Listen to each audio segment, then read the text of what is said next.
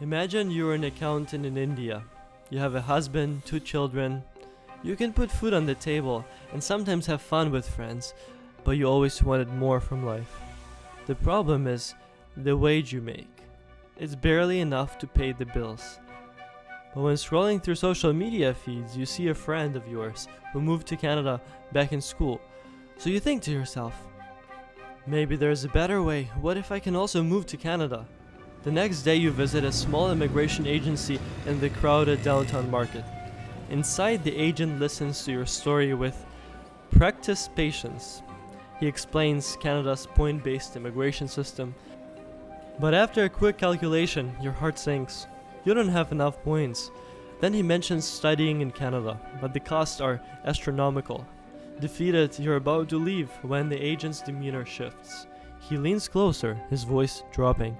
However, he says, there is another way. What do you mean, you ask, your heart pounding with cautious hope.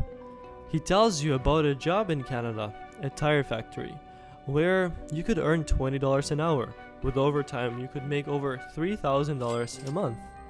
More than enough to send money back home and save for your children's future. And after working for a few years, he promises, you could get permanent residency in Canada. It feels too good to be true. What's the catch, you ask? The agent smiles thinly. The job placement and visa process cost $40,000, but think of it as an investment. In no time, you'll earn it back. You discuss it with your husband that night. The amount is staggering, but the promise of a better future is irresistible. You sell the small plot of land your parents left you and borrow the rest. The sacrifice feels enormous. But as you hand over the money, you believe you're making the right choice for your family. The worst is, you haven't realized yet that this is all a trap and your life is about to take a horrific turn. The goal of making this video is to fight misinformation and for all of you to share with your friends back home so that fewer people get scammed.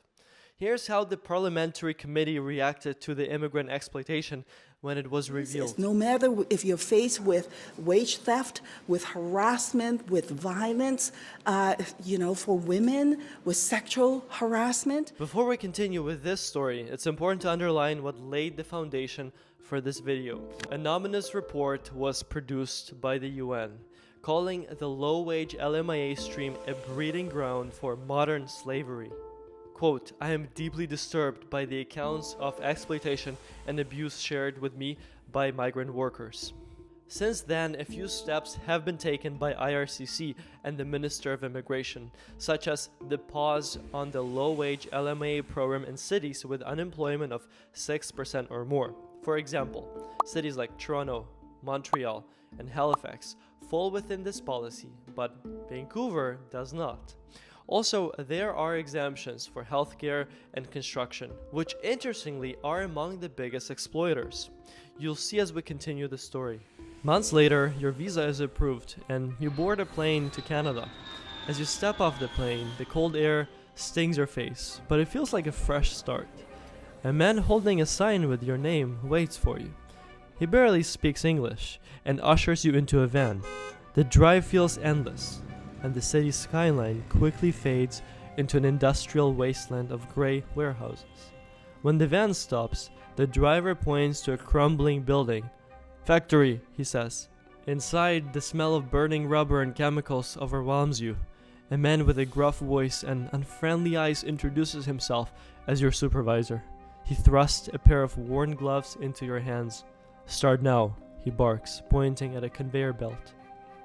You begin stacking tires, each one heavier than the last. The work is relentless, and the hours stretch endlessly. By the time your shift ends, your arms are trembling, your fingers raw. Exhausted, you ask about your pay, only to be met with a cruel laugh. Pay? The supervisor scoffs. You owe us. For your visa, your flight, your housing, you work to pay off that debt. But that wasn't the agreement, you reply in anger. You talk, and we'll cancel your offer. You lose your status and get deported, he says in entitlement. Your stomach sinks as the realization settles. You've been trapped. Your housing is a cramped room shared with 4 other workers. The heater barely works and the walls are paper thin. You're constantly exhausted, but sleep offers no relief. Calls to your family become shorter, your voice cracking as you try to reassure them. "I'm fine," you lie. It's hard work, but it's worth it. Then the harassment begins. The supervisor starts hanging around your workstation. He stares, lingering too long. At first, it's unwelcome comments about your appearance. "You're prettier than the other workers," he says with a smirk. Then it escalates. One evening he calls you into his office. "I can make things easier for you," he says, his tone dropping with implication. When you refuse, his demeanor turns icy. "You don't want to make me angry," he warns. One night, after a long shift, he corners you in a storage room. You hit him and run in tears. You feel your dignity was stripped away. You cry silently in your cramped bed that night, unable to tell anyone, afraid of the consequences. The next weeks pass in a haze of pain and humiliation. You avoid the supervisor as much as possible, but his presence feels inescapable. You overhear whispers from other workers about similar experiences. A young woman from the Philippines quietly confesses, "He did it to me too. We're all scared." One day, while sorting tires, you overhear 2 workers discussing a local advocacy group that helps migrant workers. It's a risk, but you've lost too much already. With trembling hands, you contact the group. They listen to your story, their outrage sparking a glimmer of hope in you. They promise to help, but it won't be easy. The factory has connections and retaliation is a real threat. With the advocacy group's support, you begin to document your experiences. The process is slow and terrifying, but each step feels like reclaiming a piece of yourself. One day, you confront the supervisor in front of the group's representatives. For the first time, his arrogance wavers. The road ahead is uncertain. The scars, both physical and emotional, will take years to heal. But as you leave the factory for the last time, you take a deep breath of cold, clean air. You're no longer a victim, you're a survivor. And though your dreams of a better life were shattered, you hold on to a new hope that your courage will inspire others to fight for justice too. This story was based on true events and meant to fight misinformation and abuse. Such events are only possible because of the ecosystem of bad actors. Take a look at a brutally honest comment under one of our videos. I have a friend of a certain background who told me she got her PR with the help of their lawyer of the same background. They will work cash jobs while their lawyer, who knows someone who owns a business, to make up their job title and salary.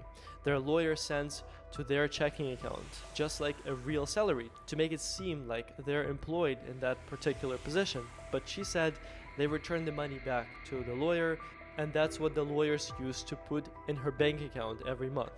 Now she's a PR. So regardless if they change the policy regarding removing low-wage temporary workforce or setting the scores high in the job criteria, they will always find a loophole. Why? Because Indians own businesses and Indian lawyers here in Canada help them commit fraud. I don't know if I should be happy for my friend who got her PR or get upset because they did it fraudulently. Now the question is, will the Minister of Immigration close this program? There's a discussion to do so in 2025, so we'll see just in a month. But until then, we may hear similar stories. Now, it's important to share the following. You can call 1-866-602-9448 to report workforce abuse. It's available 24 hours, 7 days a week. And let's continue the discussion in the comments. Please share this video with all immigrants you know, and especially those considering moving through this somewhat shady pathway. Like this video, it was very difficult to make, and let's continue the discussion in the comments.